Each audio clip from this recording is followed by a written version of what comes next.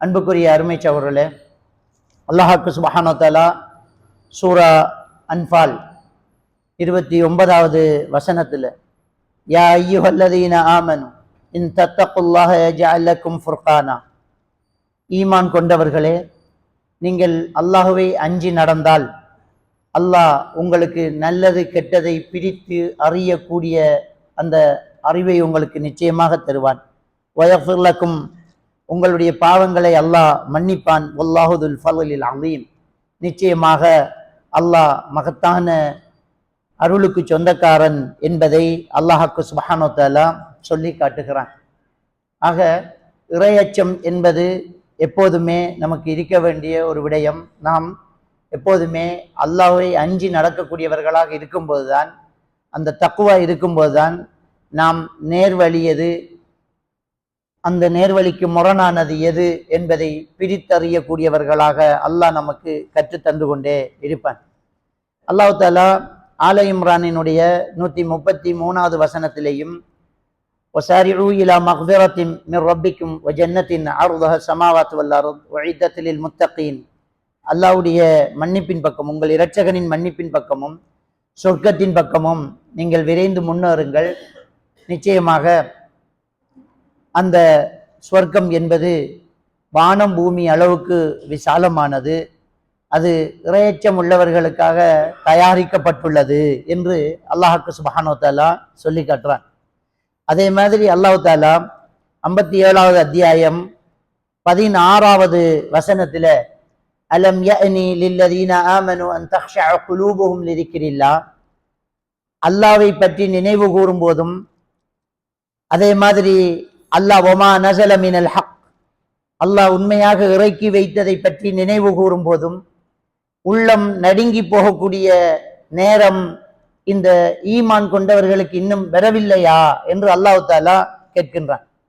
அப்ப அல்லாஹ்வை பற்றியும் அல்லாஹ்வை நினைவு கூறக்கூடிய அந்த அல்லாஹ் இறக்கி வைத்த அந்த வேதத்தை பற்றியும் நினைவு கூறப்படும் போது உள்ளம் நடுங்கி போவதற்கு, அச்சப்பட்டு போவதற்கு இன்னுமா இந்த ஈமான் கொண்டவர்களுக்கு நேரம் பெறவில்லை. வலா யகூனு கல்லதீன ஊத்துல் கிதாப மின் கபில், இதற்கு முன்னால் வேதம் கொடுக்கப்பட்டவர்களை போன்று இந்த மூமின்கள் ஈமான் கொண்டவர்கள் ஆகிவிட வேண்டாம் என்று அல்லாஹ் தஆலா சொல்லிட்டு ஃபதால அலைஹிமுல் அமத், அவர்களிடம் மார்க்கம் பற்றிய தெளிவும் மார்க்கம் பற்றிய விளக்கமும் கேட்கும் நேரம் நீடித்து கொண்ட போது ஃபகஸத் குலூபுஹும், அவர்களுடைய உள்ளங்கள் கல்லாகிவிட்டது. வகஸீரும் மின்ஹும் ஃபாஸிகூன், அவர்களில் அதிகமானோர்கள் பாவிகளாகி விட்டார்கள் என்று அல்லாஹ்வுக்கு சுப்ஹானஹு வ தஆலா இந்த சூரா அல் ஹதீதினுடைய 57வது அத்தியாயத்தினுடைய 16வது வசனத்துல அல்லாஹ் தஆலா சொல்லி காட்டுறான். அப்ப இறையச்சம் என்பது நம்ம எல்லோருக்குமே இருக்கணும்.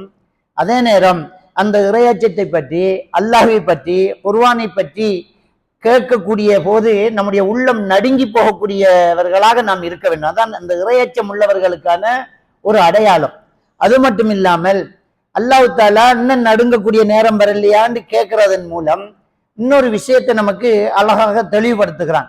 நம்மளுக்கு மறுமை பற்றிய நம்பிக்கை இல்லாமல் இல்லை. மறுமை, கபருடைய வாழ்க்கை, மௌத்து வரும், மரணத்துக்கு பின்னால நம்ம எழுப்பப்படுவோம் அப்படிங்கிற நம்பிக்கையெல்லாம் இல்லாமல் இல்லை.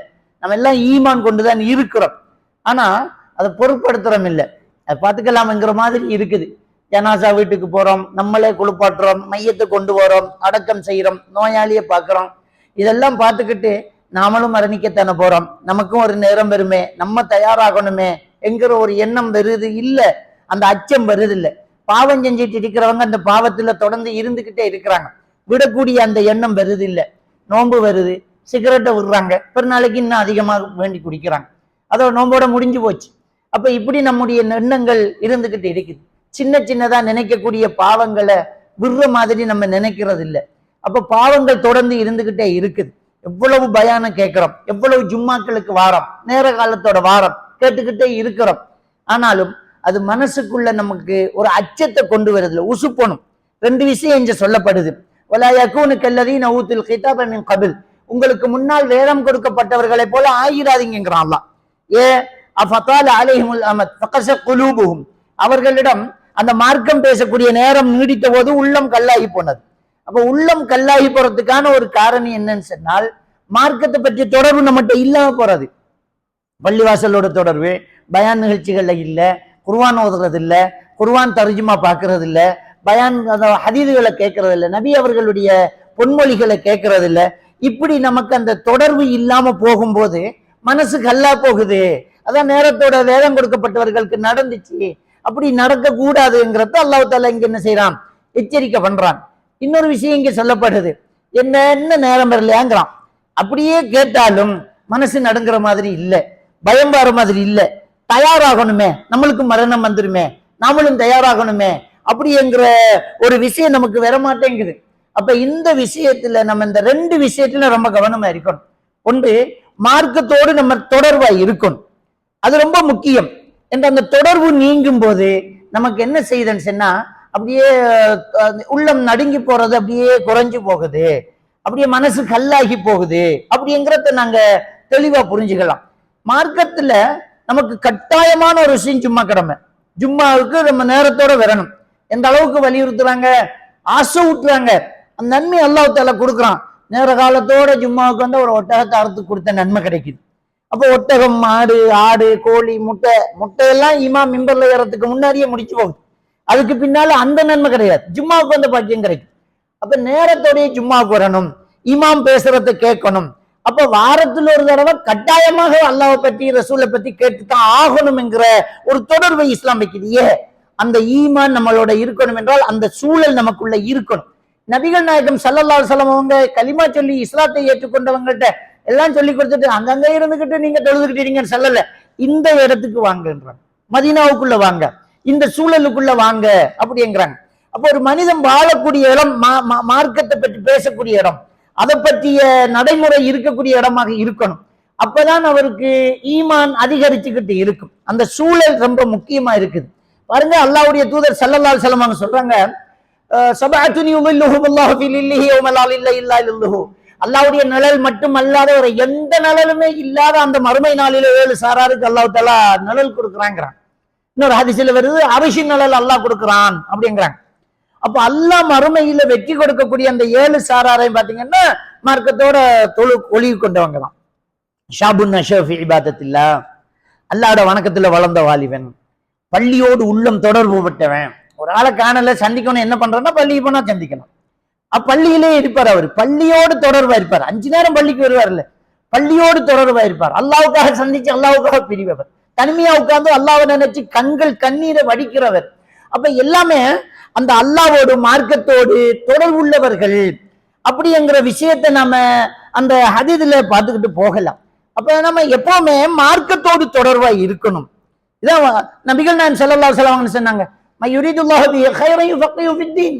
யாருக்கு அல்லாஹ் நலவனாரானோ அவருக்கு அல்லாஹ் தஆலா மார்க்கத்துல விளக்கத்தை கொடுக்குறாங்கிறாங்க. இப்ப நம்ம டாக்டரா இருக்கிறோம், இன்ஜினியரா இருக்கிறோம், நம்ம ஒரு பெரிய ஒரு தொழிலதிபரா இருக்கிறோம், ஏதாவது கடை வச்சிருக்கிறோம், வியாபாரம் பண்றோம், எல்லாம் நம்ம செஞ்சுக்கிட்டு இருக்கிறோம். அதெல்லாம் ஆணி வேற ஹக்கு வேற நம்ம பிரிச்சு அறிகிறோம். அதுல உள்ள நுணுக்கங்கள் என்ன, நுட்பங்கள் என்ன, அப்படியெல்லாம் நம்ம தேடி படிக்கிறோம். அதுல PhD முடிக்கிறோம், டிகிரி முடிக்கிறோம், கோர்ஸ் முடிக்கிறோம், எல்லாமே செய்யறோம். இதெல்லாம் நம்ம இந்த உலகத்துக்காக செஞ்சுக்கிட்டு இருக்கிறோம். ஆனால் மறுமைக்காக நம்ம என்ன செஞ்சோம்?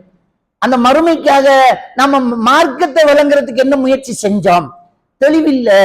ஒரு ஒரு ஒரு ஒரு வழிகேடு வருது, அவன் சொல்றத கேட்டுட்டு அவன் லொஜிக்கா பேசுவான், சரிதானே, நல்லா இருக்குல்ல என்றுட்டு வழி கேட்டுட்டு போறாங்க. இதுக்கு 1008 கூட்டங்கள் உருவாயிட்டு இருக்குது. அத்வைதத்தை பேசுறான், வேற வேற கொள்கை பேசுறான், சூவித்துவத்தை பேசுறான். இப்படி பல்வேறுபட்ட கொள்கைகளை பேசும்போது சரிதானே, இதுல என்ன தப்பு இருக்குது அப்படிங்கிறோம். அப்ப அடிப்படையில நம்ம கிட்ட மார்க்க அறிவு இருந்தா தான் இது வழிகேடுங்கிறத நம்ம தெரிஞ்சுக்க முடியும். அப்ப வழிகேடை பற்றி தெரிஞ்சிருக்கணும், நேர்வழி எதுங்கிறத தெரிஞ்சிருக்கணும், மார்க்கத்தை பற்றி அறிவு நம்மகிட்ட இருக்கணும். அதை தேடி படிச்சோமா, அதுக்கிட்ட நம்ம முயற்சி செஞ்சோமா? ஒரு ஆளை வெட்டி பொழந்து ஹார்ட்ல சர்ஜரி பண்ணக்கூடிய அளவுக்கு நம்ம படிச்சிருக்கிறோம். ஆனா ஜம்மு கசர் பற்றி ஒவ்வொரு முறையும் கேட்க வேண்டியதா இருக்குது. பெருநாள் தொழுகைக்காக ஒரு வருஷம் தான் தொழுகிறோம். ஆனா இமாமு தொழுக முறை சொல்லாட்டி ஞாபகப்படுத்துங்கிறோம். பெருநாள் தொழுகை 2 ரக்காத்து, முதல் ரக்காத்துல தக்பீர் கட்டினா 7 தக்பீரை திரும்ப சொல்லிட்டு தான் சூரத்துல் ஃபாத்திஹா ஓதுவாங்க. இதை சொல்லும். ஜனாசா தொழு 1000 தடவை தொழு இருப்போம். ஜனாசா தொழுக 4 தக்பீர், முதலாவது தக்பீர்ல சூரத்துல் ஃபாத்திஹா, 2வது ஸலவாத், 3வது துவா, 4வது சலாம் சொல்லாட்டி குழம்பு. அப்ப நம்ம என்னெல்லாம் படிச்சுக்கிட்டு என்னெல்லாம் நினைவு வச்சுக்கிட்டு இருக்கிறோம், ஒரு முறை படிச்சதை அப்படியே வச்சுக்கிட்டு இருக்கிறோம். ஆனால் நமக்கு மார்க்கம் பற்றிய தெளிவு இன்னும் குறைவாகத்தான் இருக்குது. அதை தேடி படிச்சோமா, ரசூலுல்லாஹ் என்ன சொன்னாங்க, இதுல என்ன இருக்குது, சர்வசாதாரணமா நம்ம எல்லாருக்குமே தெரிஞ்சிருக்கக்கூடியது. வட்டி கொடுக்கல் வாங்கல், வியாபாரத்துல ஹராம் ஹலால் நம்ம தெரிய மாட்டேங்குது, குழப்புறாங்க. நீங்க இதுல இன்வெஸ்ட் பண்ணுங்க, இதுல நீங்க ஏதாவது வாங்கிட்டீங்கன்னு சொன்னா உங்களுக்கு 3 கூப்பன் தருவோம், அந்த 3 கூப்பனை நீங்க 3 பேருக்கு வித்துடலாம், அந்த லாபம் உங்களுக்கு. இதை சொல்லும் போதே நமக்கு அது ஹராம் என்று தூக்கி எறிய தெரியல. சரிதானே? அவன் நியாயம் சொல்லுவான், விளம்பர செலவு இருக்குது, அதுக்கு கடை வைக்க வேண்டி இருக்குது, அது கடையில வேலை சம்பளம் கொடுக்க வேண்டிய, அந்த சம்பளம் தான் உங்களுக்கு அறன்றான். இப்ப அந்த வட்டி என்று சொல்லாம இன்ட்ரெஸ்ட், லாபம், சந்தோஷம் அப்படிங்கிறான், அரபுல பேரை வைக்கிறான். அதுக்கு நமக்கு விளக்கம் தெரியாம போய் முட்டிக்கிட்டு மோதிக்கிட்டு நிக்கிறோம். அப்ப முதல்ல நமக்கு மார்க்க தெளிவு இருக்கணும். அப்ப மார்க்கத்தை பற்றிய அறிவு நம்மகிட்ட இருக்குது, இருந்தா நம்மளை யாருமே வழிகெடுக்க முடியாது. அதை முதல் தேடணும். நம்ம உலகத்தை படிக்கணும், உலகத்தை தெரிஞ்சு கொள்ளணும், இல்லைங்கிறது இல்லை. ஆனால் அதை விட முக்கிய மார்க்கத்தை தெரியணும். ஏன் தெரியுமா? நம்ம திண்டோ திங்கலையோ தூங்கலையோ உழைக்கலையோ மரணம் கண்டிப்பா நம்ம கிட்ட வந்துடும். இந்த உலகம் நமக்கு எல்லாருக்கும் கடந்து போற மாதிரி கடந்து போயிட்டே இருக்கும். ஆனால் மறுமையில நம்ம திருப்பி வர முடியாது. அதுக்கு நாம சரியான ஒரு முயற்சி இந்த உலகத்துல செஞ்சுக்கிட்டு தான் போகணும். சூரத்துல் ஹூத் 6வது வசனத்தில் அல்லாஹ் தஆலா சொல்லிட்டார், வமா மின் தாபத்தின் ஃபில் அர்லி இல்லா அலல்லாஹி ரிஸ்குஹா. இந்த உலகத்தில் உள்ள ஒவ்வொரு உயிருக்கும் ரிஸ்க்கு பொறுப்பை நான் எடுத்துட்டேங்கிறான். அல்லாஹ் எடுத்துட்டான், அது நடந்துகிட்டு இருக்கும். நம்ம என்ன செஞ்சாலும் நம்முடைய ரிஸ்க்கு கிடைக்கும், நம்ம என்ன செஞ்சாலும் கிடைக்காத ரிஸ்க்கு வராது, அதை நம்ம அனுபவிக்க முடியாது. ஆனால் மறுமைங்கிறது ரொம்ப பெரிய முக்கியமான ஒரு விஷயம். 5வது அத்தியாயத்தினுடைய 36வது வசனத்தில் அல்லாஹ் தஆலா சொல்றான், இன்னல்லதீன கஃபரு லவ் அன்ன லஹும் மா ஃபில் அர்லி ஜமீஅ வ மிஸ்லஹு மஅஹு. இறைவனை நிராகரித்தவர்களுக்கு ஒட்டுமொத்த உலகமும் இருந்து அதுபோல இன்னொன்றும் இருந்து யஃப்ததூ பிஹி மின் அஸாபி யௌமில் கியாமா. அத்தனையும் தர யா அல்லாஹ் என்னை விட்டுடு என்று கெஞ்சினாலும் ஏற்றுக்கொள்ளப்படாதுங்கிறான். அப்போ ஒட்டுமொத்த உலகமும் 2 மடங்கு இருந்தாலும் மறுமையின் தண்டனையில் தப்பிக்க முடியாது. ஆனால் ஒட்டுமொத்த உலகமே ஒத்த ஆளுகிட்ட 2 தடவை இருந்தாலும் கிடைக்காத அந்த பாக்கியம் ஒரு கலிமாவுல கிடைக்குது, ஒரு ஈமான்ல கிடைக்குது. எனவே அந்த ஈமான் சரியா இருக்குதுங்கிறதுல நம்ம ரொம்ப கவனமா இருக்கணும். இந்த உலகம் கொஞ்ச நாள் தான், எல்லாருக்கும் பொழுது எல்லாருக்கும் மரணம் வரும். ஆனால் மறுமை என்பது கொஞ்ச நாள் கிடையாது, முடிவில்லாதது, நீண்ட காலம். மரணமே மரணிக்க செய்யப்பட்ட நாள் அந்த நாள். அல்லாஹ் மாலை மறுமையில மரணத்தை ஒரு ஆட்டுருவத்தில் எடுத்து அறுத்துருவான். இனிமே மவுத்து கிடையாது, வாழ்ந்துகிட்டே இருக்க போறீங்க, வயோதிபம் கிடையாது. இருக்கக்கூடிய அந்த நாளை அனுபவிக்கணும் என்றால் இந்த உலகத்தில் மார்க்கத்தை சரியாக தேடி பின்பற்றணும். ஒரு சட்டை என்றா கூட நல்ல குவாலிட்டியா இல்லையான்றதை உரசி பார்த்து தேடி பார்த்து அதுல பாண்டித்தியம் பெற்றவரை கூட்டிக்கிட்டு போய் 4 தடவை ஏறி இறங்கி பிராண்டு சரிதானாங்கிறத சோதிச்சு பார்த்து வாங்குறோம். ஏன்னா நாளைக்கு ஏமாந்துடக்கூடாது. அப்ப மார்க்கம், அந்த மார்க்கத்துல ஏமாந்துடக்கூடாது. இல்ல இதுல ஹதீஸ் இல்ல, என்ன ரசூலுல்லாஹ் என்ன சொன்னாங்க, குர்ஆன்ல என்ன இருக்குதுங்கிறத தேடி பார்க்க கூடாதா? அப்ப அந்த மார்க்க தெளிவு நமக்கு கிடைக்கணும், மார்க்கம் பற்றிய அறிவு இருக்கணும். அதுக்குத்தான் நம்ம பயான் நிகழ்ச்சிகளை வைக்கிறது, தர்பியா நிகழ்ச்சிகளை வைக்கிறது, ஜும்மா பிரசங்களை செய்யறது, ஒரு குர்ஆன் வசனத்தை ஓதி தஃப்சீர் பண்றது, இதுகளோட நம்ம தொடர்பு இருக்கணும். அது அழுத்து போகக்கூடாது, அது நம்மளுக்கு அசல்ட்டாக போய்விடக்கூடாது, அது சுகமா தெரியணும். அதுதான் நம்முடைய உணவா தெரியும், நம்முடைய உள்ளத்துக்கு உணவு அதுதான் அப்படிங்கிறத நம்ம புரிஞ்சு கொள்ளணும். அப்ப மார்க்க தொடர்பு இருக்கணும். அதை பேசும்போது உள்ள நடுங்கணும், உள்ள நடுங்கி அஞ்சி போகணும். அல்லாஹ்வை பற்றி சொல்றான், ஹதீஸ்ல வருது, ஐயோ மறுமையை பற்றி சொல்றாங்க அப்படிங்கிற ஒரு அச்சம் இருக்கணும். அச்சம் இருந்து நடுங்கினா தான் இருக்கிற தவறை தூக்கி எறிஞ்சு, இனிமே நம்ம அந்த வேலை செய்யக்கூடாது, இனிமே இந்த தப்பு செய்யக்கூடாது, இனிமே இந்த பாவம் செய்யக்கூடாது, ஐயோ நம்ம விட்டுறணும் அப்படிங்கிற ஒரு விஷயம் நமக்குள்ள வரும். பாருங்க 14வது வசனம், அடுத்த வசனம், அதே சூரா ஹதீத் 57வது அத்தியாயத்தினுடைய 14வது வசனத்தில் அல்லாஹ் தஆலா அடுத்து என்ன சொல்றான் தெரியுமா? ஏலமோ அந்த அல்லாஹ் யுஹ்யில் அர்த பஅத மௌத்திஹா, அறிந்து கொள்ளுங்கள், அல்லாஹ் தஆலா இந்த பூமி செத்து போனதுக்கு பின்னால் உயிர்ப்பிக்க செய்கிறான் அப்படிங்கிறான். இது அவ்வளவு பொருத்தமான இடத்துல ஒரு விஷயத்தை சொல்லி காட்டிட்டு அல்லாஹ் தஆலா சொல்றான், கத் பய்யன்னா லக்குமுல் ஆயாத்தி லஅல்லக்கும் தஅகிலூன், நீங்கள் புத்தி தெளிவு பெற்றுக் கொள்ளலாம் என்பதற்காக இவ்வாறே அல்லாஹ்வுடைய அத்தாட்சிகளை விளங்கப்பட்டு தெளிவுபடுத்துகிறாங்கிறான். அப்ப இதுல ஒரு அல்லாஹ் ஒரு விஷயத்தை சொல்றான் பாருங்க, இந்த பூமி மரணித்ததுக்கு பிறகு அவனே உயிர்ப்பிக்கிறாங்கிறான். அப்ப என்ன, அதுக்கு முந்தின வசனம் என்ன சொல்லுது? ஃபதால அலைஹிமுல் அம்து ஃபகஸத் குலூபுஹும், மார்க்கத்தை பற்றி கேட்கக்கூடிய காலம் நீடித்த போது மனசு கல்லாய் போய் விட்டது, உங்களுக்கு முன்னால் நேரம் கொடுக்கப்பட்டவர்களுக்கு அவர்களை போல் ஆகிவிட வேண்டாம். அடுத்து என்ன சொல்றான்? பூமி செத்து போனதுக்கு பிறகு அல்லாஹ் உயிர்ப்பிக்கிறான். இது தெளிவு பெறுபவர்களுக்கு அழகான உதாரணங்கிறான். அப்போ உள்ளம் செத்து போகுதுங்கிறத சொல்லிட்டு பூமி செத்து போனதுக்கு பிறகு உயிர்ப்பிக்கிறேங்கிறான். பூமி செத்து போனதுக்கு பிறகு எப்படி அல்லாஹ் உயிர்ப்பிக்கிறான்? காஞ்சி வறண்டு புல்லு பூண்டெல்லாம் செத்து பாலவனமா போன மணல்ல மழை பெய்யுது, திரும்ப எல்லாமே முளைக்குது. அப்ப செத்து போன பூமியில் மழை பெய்யும் போது செழித்து வளருது இல்ல, மனசு கல்லாய் போனாலும் திரும்ப மார்க்கம் என்கிற அந்த உபன்யாசம் மழையாக பொழியும் போது, அல்லாத வேதம் மழையாக நம்முடைய உள்ளத்தில் பொழியும் போது, பயான் நிகழ்ச்சி ஒன்றை கேட்கும் போது, ஹதீஸ் ஒன்றை கேட்கும் போது அது மீண்டும் உயிர்ப்பிக்கிறது என்கிற ஒரு அழகான ஒரு விஷயத்தை அல்லாஹ் தஆலா என்ன செய்யறான் சொல்லி காட்டுறான் பாருங்க. அப்ப நம்ம அந்த தொடர்புகளை வச்சுக்கொள்ளணும். மார்க்கத்தை பற்றி நம்மளும் வீட்டில எவ்வளவோ இருக்குதுங்க. இன்னைக்கு மார்க்கத்தை விட்டு தூரமாய் போறதுக்கு காரணமா இருக்கிறதே இந்த சோசியல் மீடியாக்கள் தான். அதுல போன நேரம் போறதே விளங்க மாட்டேங்குது. அதுல தேவையில்லாத வீடியோக்களும் அது இது அப்படியே போயிட்டே இருக்கிறோம். அதே போன்ல ஹதீஸ் இருக்குது, குர்ஆன் இருக்குது, தஃப்சீர் இருக்குது, விளக்கம் இருக்குது, என்ன வேணும்னா டைப் பண்ணா வந்துட்டு போகுது. புகாரிய தமிழ்ல வாய்ச்சி முடிக்கலாம், முஸ்லிமை தமிழ்ல வாய்ச்சி முடிச்சிடலாம், தஃப்சீரை நம்ம எடுத்துடலாம், எல்லாமே அதுலயே இருக்குது.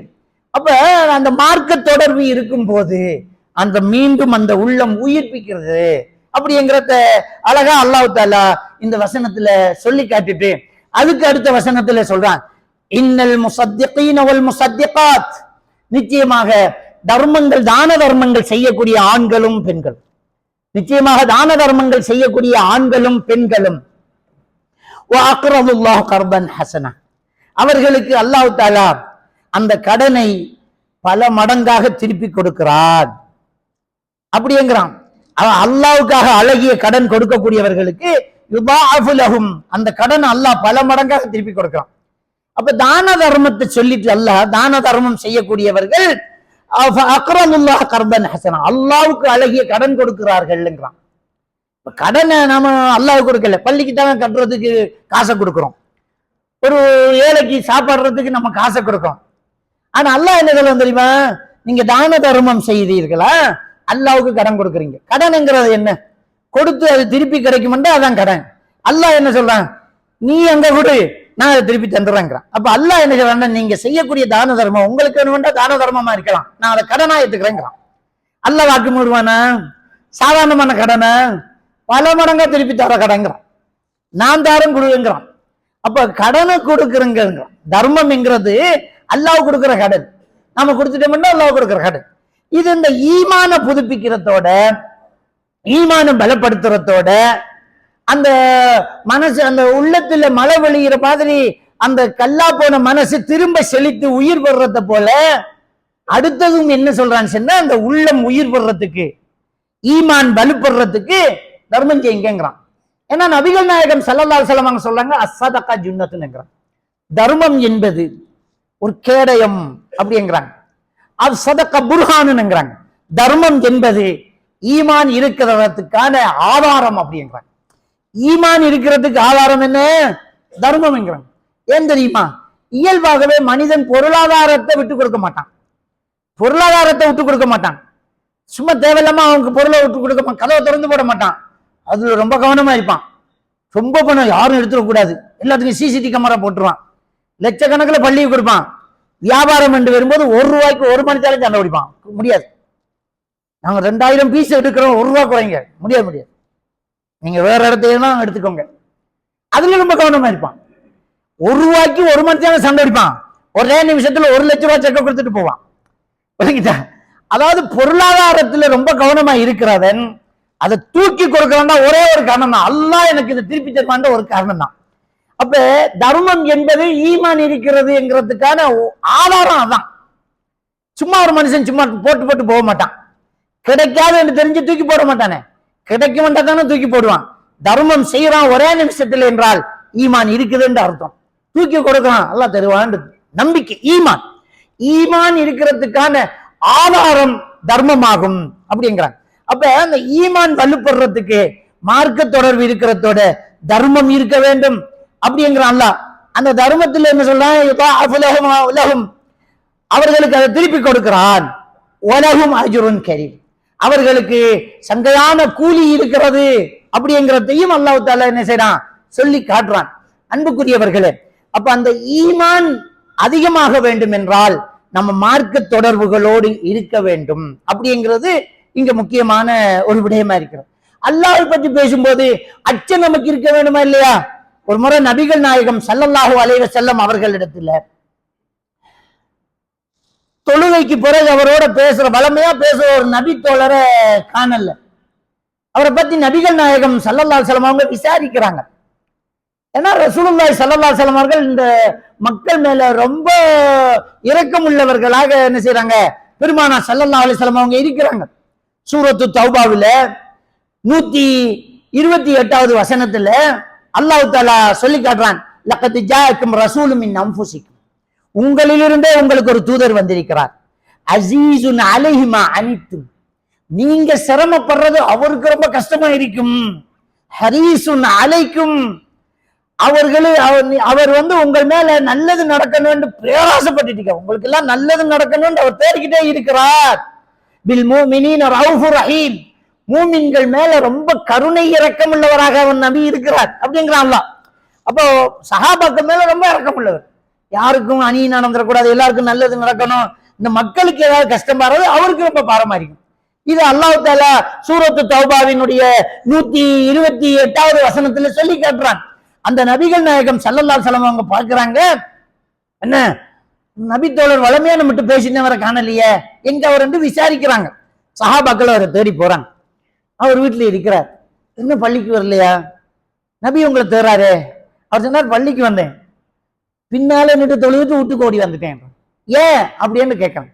அவர் சொல்றாரு, அல்லாஹ்வுடைய தூதருக்கு ஒரு வசனம் வந்தது, 49வது அத்தியாயத்தினுடைய 2வது வசனம், சூரா அல் ஹுஜராத்தினுடைய 2வது வசனம், யா அய்யுஹல்லதீன ஆமனு லா தர்ஃபஉ அஸ்வாத்தக்கும் ஃபௌக ஸௌத்தின் நபி, ஈமான் கொண்டவர்களே நபியுடைய சத்தத்துக்கு மேல உங்களுடைய சத்தத்தை உயர்த்தி பேச வேண்டாம். வலா யஜ்ஹர் லஹு பில் கௌல் கஜஹரி பஅதுக்கும் லிபஅத், உங்கள் சிலரோடு சத்தத்தை உயர்த்தி பேசுற மாதிரி அல்லாஹ்வுடைய தூதர்கிட்ட மரியாதை குறைவாக நீங்கள் பேச வேண்டாம். அன் தஹ்பத அமாலுக்கும் வ அன்தும் லா தஷ்உரூன், நீங்கள் உணராமலே உங்கள் அமல் எல்லாம் பாழா போயிடும்ங்கிற வசனம் வருது. அந்த வசனத்தை கேட்டோன்னு அவருடைய உள்ள நடுங்குது. அல்லாஹ்வுடைய வசனம் வந்தோடனே உள்ள நடுங்கலையான்னு அல்லாஹ் கேட்கிறான்ல சூரா அல் ஹதீதினுடைய 16வது வசனம், அலம் யஅனி லில்லதீன ஆமனு அன் தக்ஷா குலூபுஹும் லிதிக்ரில்லாஹ், அல்லாஹ்வை நினைவு கூறும் போதும் அல்லாஹ் இறக்கி வைத்தது ஹக்கில இருந்து இறக்கப்பட்டதை சொல்லும் போதும் உள்ள நடுங்கலையான்னு கேட்கிறான்ல, நடுங்கிச்சு அந்த சஹாபி. நாம சத்தத்தை இயல்பா உயர்த்தி பேசுறோமே, இப்படி வேற வசனம் வந்துட்டு அமல் எல்லாம் பாழா போய்த்திருமோ அப்படிங்கிற ஒரு அச்சம் வந்துட்டு, நபிக்கிட்ட போனா சத்தம் வந்துடும், நான் அமலை விட்டுருவேன், என் அமல் எல்லாம் பாழா போய்த்திரும் அப்படின்னு உள்ள நடுங்கி அழுதுகிட்டே இருக்கிறார். வீட்டுல தேம்பி தேம்பி அழுகுறாரு, அமல் எல்லாம் பாழா போய்த்திருமே, நபியை சந்திக்கவும் முடியலையே, இயல்பாவே எனக்கு சத்தம் கூடைய, நான் எப்படி அமல் வீணாக்கப்படும், எனக்கு இவ்வளவு ஒரு பெரிய சோதனையா போச்சுன்னு அழுதுகிட்டு இருக்கிறார். அந்த சஹாபாக்கள் சொல்லுங்க, யாரும் சொல்ல அந்த வசனத்தை சொல்லி அந்த வசனம் வந்துச்சு இல்ல, அதனால அவர் இப்படி பயந்து போயிருக்கார், அவர் கூட்டிட்டு வாங்க நேற்றுங்கிறாங்க நபிகள் நான் ஸல்லல்லாஹு அலைஹி வஸல்லம் கூட்டிட்டு வராங்க. அப்ப பெருமானார் ஸல்லல்லாஹு அலைஹி வஸல்லம் அவங்க சொல்றாங்க, தோழரே வேண்டுமென்றே சத்தத்தை உயர்த்தி அல்லாஹ்வுடைய தூதரை மரியாதை குறைவாக நடத்தக்கூடிய முனாபிக்குகள் விஷயத்தில் வந்த வசனம் அது. நீங்க இயல்பாவே சத்தத்தை பேசுறவங்க, உங்களுக்கு கண்ணியம் இருக்குது, அது உங்களுக்கு வந்த வசனம் இல்ல அப்படின்னு சொல்லி நபிகள் பெருமானார் ஸல்லல்லாஹு அலைஹி வஸல்லம் அவர்கள் ஆறுதல் சொன்னார்கள், அடங்கி போனார்கள். அன்புக்குரியவர்களே, அப்ப அல்லாஹ்வுடைய வசனம் வரும்போது அவங்களுக்கு அதான் தன்னில என்ன செய்யறாங்க, பிரியோகிக்கு பாக்குறாங்க, எனக்கு இது சரியா, எனக்கு இது பொருத்தமா, என்னில என்ன மாற்றம் பெற போகுது அப்படிங்கிறத என்ன செய்யறாங்க, அவங்க பயன்படுத்தி பார்க்கிறாங்க. இதுதான் ரொம்ப முக்கியமான ஒரு விஷயம் சகோதரர்களே, அதுல ரொம்ப கவனமா இருக்கணும். இப்ப நம்மள என்ன விஷயம் சொன்னா, நம்ம பயம் கட்டிட்டையும் ஒரு ஆளை திரும்பி பார்க்கிறோம், அவருக்கு நல்ல குடுவேன், இவருக்கு நல்ல குடுவை வருது, நமக்கு என்னங்கிறத விளங்க மாட்டேங்கிறோம். வழங்கிட்டா அவர் நல்லா கொடுங்க, இந்த சப்ஜெக்ட் நல்லா பேசுங்க, 2 பேர் வருவாங்க, முன்னுக்கு தான் இருப்பாங்க, நல்லா கொடுங்க, நேற்று தான் பினான்சிக்கு வண்டி ஒன்று எடுத்து கண்டிக்காங்க, நல்லா கொடுங்க. அப்ப ஏன் நமக்கு என்னங்கிறத நம்ம பேசிக்க மாட்டோமா? நம்ம நிலைமை என்ன, நான் என்ன அந்தஸ்துல இருக்கிறேன் அப்படிங்கிறத சிந்திக்கப்பட்டோமா? அப்ப நமக்கு நம்மளை அப்ளை பண்ணி பார்க்கணும். நான் சரியா இருக்கிறேன்னா, என்னுடைய குடும்ப விஷயம் சரியா, நான் மனைவி கிட்ட நல்லா நடந்துக்கிறேன்னா, நான் பள்ளியோட தொடர்பா இருக்கிறேன்னா, எனக்கிட்ட தொழுகை பேணுதலா இருக்கிறதா அப்படிங்கிறத நம்ம புரிஞ்சு கொள்ளணும் பாருங்க. அப்ப அந்த ஈமான நம்ம இன்னும் வலுப்பெற வைக்கணும், அதை உயர்த்திக்கிட்டே இருக்கணும். மரணத்தை நெருங்கிட்டு இருக்கிறாங்க, வயசு போகுது, ஒரு நாள் கடற்குதுன்னா நம்ம அடுத்த பேர்தே யோசிக்கிறது இல்லை, ஹராம். ஆனால் அடுத்த மரணத்தின் நேரத்தை நெருங்கிக்கிட்டு இருக்க, இன்னும் கொஞ்சம் நெருங்கிட்டோம், இன்னும் கொஞ்சம் நெருங்கி எவ்வளவு நாள்னு தெரியல, அப்படிங்கிறது தான் நம்ம யோசிக்கணும். அப்ப நாம அதுக்கு தயாராகணும். என்ன சேர்த்து வச்சுக்கிறேன், என்ன பண்ணிட்டு இருக்கிறேன், இன்னும் அமல்களை நம்ம முன்னுக்கு ஆயிட்டே இருக்கணுமே. அல்லாஹ்வுடைய திருக்குர்ஆன் வசனம் என்ன சொல்லுது? அபுதனங்கிறானே, மனிதர்கள் ஜின்னையும் மனிதனையும் படைத்தது என்ன வணங்குறதுக்காக, வேற எதுக்கும் இல்லைங்கிறானே. அப்ப அல்லாஹ் வணங்குறதுக்காக நான் என்ன பண்ணிட்டு இருக்கிறேன்? என்னுடைய ஒவ்வொரு விஷயமும் வணக்கமாக மாறணும் என்றால் அல்லாஹ் கட்டுப்பட்டு என்னுடைய வியாபாரம், அல்லாஹ் கட்டுப்பட்டு தான் என்னுடைய பயணம், அல்லாஹ் கட்டுப்பட்டு தான் என்னுடைய ஒவ்வொரு நடத்தையும் இருக்கும்போது நம்ம அதை வணக்கமா எடுத்துக்கிறோம். அது ரொம்ப பெரிய ஒரு முக்கியமான ஒரு விஷயம். அப்ப இதை மயக்கி உலக பற்று, உலக ஆசையும் நம்மளை பராக்காக்கிட்டு ஈமான பற்றி சிந்திக்க விடாம, ஈமான பற்றி பேசும்போது அச்சம் பெறாம நம்மளை அப்படியே கல் நெஞ்சாக மாத்திக்கிட்டு இருக்கிறதுக்கு காரணம் என்னங்கிறத அதே சூரா அல் ஹதீத் 57வது அத்தியாயத்தினுடைய 20வது வசனம் ரொம்ப தெளிவா சொல்லுது. அடுத்தடுத்த வசனங்களை பாருங்க. ஏலமு அன்னமல் ஹயாத்து துன்யா லஇபுன் வலஹுன் வஸீனத்துன் வதஃபாஹுருன் பைனக்கும் வதகாதுருன் ஃபில் அவுலாத் வல் அம்வால் வல் அவுலாத். அல்லாஹ் தஆலா என்ன சொல்றான்னு சொன்னேமா, அறிந்து கொள்ளுங்கள், இந்த உலக வாழ்க்கை என்பது ஒரு விளையாட்டு, ஒரு வீண், ஒரு வெற்றி அலங்காரம். உங்களுக்கு மத்தியில் போட்டி பொறாமை, உங்களுக்கு மத்தியில் பொருளாதாரமும் குழந்தையும் யாருக்கு அதிகம் யாருக்கு அதிகம் என்று போட்டி போட்டுக் கொள்வது, அப்படி என்று அல்லாஹ் தஆலா யதார்த்தத்துக்கிட்டே நம்ம கிட்ட வர்றான். இதனாலதான் நீங்க விட்டீங்க இந்த உலகத்துக்காக, அதுக்காகத்தான் விட்டீங்க. இது ஒரு பகட்டு தான், அப்படியே போய்த்துரும், நீடிக்காது. நம்ம புள்ளன்னு தோறமே, பிள்ளைகளுக்காக தொழுகை இல்லாம கடையை திறந்துகிட்டு இருக்கிறோம், அல்ல ஜமா தொழுகை போகாம வியாபாரத்தை பார்த்துக்கிட்டு கடைசியா போய் சேர்த்து அடிச்சுக்கிட்டே இருக்கிறோம். அப்ப புள்ள குட்டிகளுக்காக என்று நேரத்தை அர்ப்பணிக்கிறோம், மார்க்கத்துக்காக நமக்காக நேரத்தை அர்ப்பணிக்கல. அந்த புள்ள குட்டி நம்மளை பாதுகாக்குமா? மறுமையில யௌம யஃபிருல் மர்உ மின் அஹீஹி வ உம்மிஹி வ அபீஹி வ ஸாஹிபத்திஹி வ பனீஹி. சகோதரனை கண்டு ஓடுவான், தாய் தகப்பனை கண்டு ஓடுவான், பொண்டாட்டி பிள்ளைகளை கண்டு ஓடுவான், வராது. பாப்பா கண்டு புள்ள ஓடிவான். யாருக்காக நாம மார்க்கத்தை விட்டுட்டு ஓடி உழைச்சி வேர்வை சிந்தி கஷ்டப்பட்டு முதுகெலும்ப முறுக்கி உடைச்சி தூக்கி போட்டு நோயாளியா படுத்தோமோ அவன் நமக்கு ஒண்ணும் பண்ண மாட்டான், அவனால ஒண்ணுமே நடக்காது. அப்ப எதுக்கு இந்த வீண்பம்பு? இதெல்லாம் உங்களுக்கு நடக்கிற போட்டி போறாம, அழகான வீடு கட்டுறீங்க, எசி போட்டுறீங்க, எல்லாம் செய்றீங்க, ஒரு வழுத்து வலி வந்து அனுபவிக்க முடியலையா, எல்லாம் சேர்த்து வச்சுக்கிறீங்க, ஒரு சின்ன ஒரு நோய் இறங்க மாட்டேங்குது, கண்ணுக்கு ருசியா நல்லா தான் இருக்குது, திங்க முடியல. அப்ப இதெல்லாம் ஒரு ஒரு ஒரு அலங்காரம் தான், ஒரு வீண் தான். இதை சொல்லிட்டு அல்லாஹ் தஆலா ஒரு உதாரணம் சொல்றான். கமஸலி கைஸின் அஜபல் குஃபார நபாத்துஹு. ஒரு விவசாயம் விளைஞ்சு நிக்குது, விவசாயி ஆச்சரியப்பட்டு போறான், அதுக்கு உதாரணம் இதுங்க. விவசாயம் விளைஞ்சு நிக்குது, விவசாயி ஆச்சரியப்பட்டு போறான், எப்படி விளைஞ்சிருக்கேன். அது மாதிரி தான் அந்த உலகம். ஏனென்றால் அல்லாஹ் தஆலா தொடர்ந்து சொல்றான், சும்ம யஹீஜு ஃபதரா முஸ்ஃபர்ரன் சும்ம யகூனு ஹுதாமா. அது எவ்வளவு விளைஞ்சாலும், என்ன விவசாயமா இருந்தாலும், எவ்வளவு விளைஞ்சாலும் ஒரு காலத்துக்கு மேல உதிர்ந்துரும், வாடிடும், பழுத்திரும், சருகாயிரும், பிறகாயிரும், அவ்வளவுதான், நீடிச்சு நிக்காது. எவ்வளவு நாளுக்கு அப்படியே நிற்கும்? எல்லாம் ஒரு காலத்துக்குள்ள அப்படியே காய்ச்சி ஓஞ்சி கதிர் வளைஞ்சி வரகாயி சருகாகி வைக்கலாய் போயிடும். இந்த உதாரணத்தை சொல்லிட்டு அல்லாஹ் தஆலா சொல்றான், இந்த உலகம் இப்படித்தான், எப்படித்தான் நீ இருந்தாலும், எப்படித்தான் நீ இறக்கமா இருந்தாலும் அவ்வளவுதான், உனக்கு முடியாம போன சனியன் போகுது இல்லைன்னு தான் நினைக்கும். நம்மகிட்ட வேண்டி திண்டது வழங்கிட்டா, பாப்பாவை கொண்டு ஹாஸ்பிட்டல்ல அட்மிட் பண்ணிட்டு மையத்து கேகலையை தாண்டிட்டு சொல்லுவான், பாப்பான்னு சொல்ல மாட்டான், பாப்பான்னு தான் கொண்டு அட்மிட் பண்ணினேன், இப்ப மையத்து வந்துகிட்டு இருக்கம்மா, எத்தனை மணிக்கு பாப்பாவை தூக்குற இல்ல, எத்தனை மணிக்கு மையத்தை தூக்குறேன்னு தான் கேட்பான். அவ்வளவுதான், முடிஞ்சு வச்சு. ஒரு நாள் நேத்தானா நாட்டு தான் வந்துடும், அடக்கம் பண்றதுக்கு அவசரமா ஏற்பாடு பண்ணணும், அதெல்லாம் காத்துக்கிருக்க முடியாது. அவர் பிளைட் பிடிச்சு வந்து ஏர்போர்ட்ல நீங்க வர்றது அது எப்போ வந்தா வரட்டும், அடக்கம் பண்ணுங்கன்றான் மூத்த மகன். அதான் அவ்வளவுதான், முடிஞ்சு வச்சு கதை. அப்ப இந்த உலகம் எவ்வளவுதான் செழித்து இருந்தாலும் ஒரு நேரத்துக்கு பிறகு அப்படியே வாடி சருகாய் போற விவசாயத்துக்கு சமன்ங்கிறான் அல்லாஹ். இதுக்கா நீ அலைஞ்சது மார்க்கத்தை விட்ட? இதுக்கா மார்க்கத்தை விட்ட? இந்த நட்புக்கும் பாசத்துக்குமா மார்க்கத்தை விட்ட? இருக்கட்டும். ஆனால் அல்லாஹ் தஆலா என்ன சொல்றான் தெரியுமா?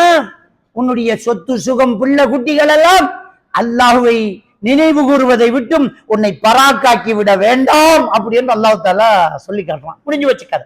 நபிகள் நாயகம் ஸல்லல்லாஹு அலைஹி வஸல்லம் சொன்னாங்க, எனக்கு இந்த உலகத்தில் பிடித்தது அத்தரும் மனைவி கிட்ட. இந்த மனைவிகள்கிட்ட ரொம்ப பாசமா இருப்பேன், எனக்கு ரொம்ப மனம் பிடிக்கும். ஆனால் என் கண் குளிர்ச்சி தொழுகையில்ன்றாங்க. மனைவியோட ரொம்ப இறக்கம் பேசிட்டு இருப்பேன். பாங்கு சத்தம் கேட்டால் தொழுகை டைம் வந்தா அம்பட்டு நான் போயிட்டு போயிடுவேன். அதுக்கு மேல இந்த கண்குளிர்ச்சி, அந்த கண்குளிர்ச்சி அங்கதான் இருக்குது. அப்ப நபிகள் நாயகம் ஸல்லல்லாஹு அலைஹி வஸல்லம் அவர்கள் நமக்கு வழிகாட்டி தந்திருக்கிறாங்க. எனவே அன்புக்குரியவர்களே, இந்த உதாரணத்தை அல்லாஹ்வுக்கு சுப்ஹானஹு வ தஆலா செஞ்சு சொல்லி காட்டுறான். எனவே இதை நாங்க என்ன செய்யணும், புரிஞ்சு கொள்ளணும். எல்லாம் வல்ல அல்லாஹ்வுக்கு சுப்ஹானஹு வ தஆலா நம் மனிதரை ஈமானோடு வாழ வைத்து ஈமானோடு மரணிக்க செய்வான்.